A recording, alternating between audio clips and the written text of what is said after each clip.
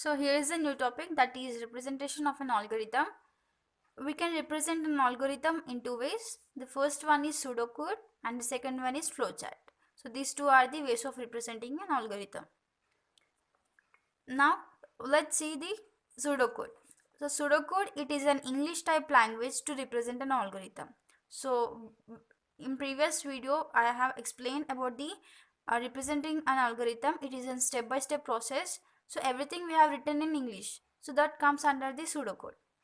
And then flowchart. In this flowchart, it is a graphical representation of an algorithm, which has some diagrams. So it is represented in diagrammatic way. It defines set of predefined symbols where every symbol has its own meaning. So in this flowchart, there are some predefined symbols, and each predefined symbols has its own meaning.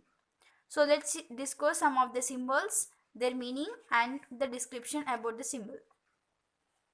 The first one we have oval, that is ellipse. So for this oval or ellipse, this is determined for the terminals, nothing but we have the start, stop, begin and end. So for such keywords we use the symbol that is oval. And then next, parallelogram. So this parallelogram is used for giving input and outputs. Then next one is the rectangle. So rectangle is for process or logic, and if any formulas are there for that. So we use the rectangle. Then next one we have the direction. So up arrow and the down arrow. So these are nothing but the flow lines. So for each diagram, for input and output, for formula, for process, for all those we represent the flow directions. These are called as for the flow lines. The next one is circle. So this circle is nothing but for the connector. And then the rhombus. Rhombus, or also it is called as diamond. So we use this symbol for the conditions. Conditions like if else, else if, and for decision making. For loops also we use this diamond. Then next we have the rectangle with two parallel lines. So this is a rectangle and it has two parallel lines. So we use this for some functions and the modules. So these are some of the symbols. And then next, let's see the diagram. Draw a flowchart diagram to find out addition of given two numbers.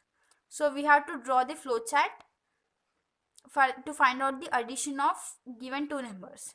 So first we will start. So for that we are using the oval symbol. And then next we declare some variables like a, b, c. So in declare, nothing but we are giving inputs. So for this we use the rectangle. And then next we have to read the values of a and b. So this is a process. So we have to represent it by parallelogram. And then next, c is equal to a plus b. Some formula we are giving. So this is also represented by the rectangle. And then next we will write c. So we have to print it. So to write c we are using the parallelogram. And finally the process has to be stopped. So for start, stop, begin, end we use ellipse, that is nothing but oval symbol. So for stop we are using the oval symbol. So this is a way of representing an algorithm in flowchart way. Then the one more algorithm, that is greatest number from given two numbers.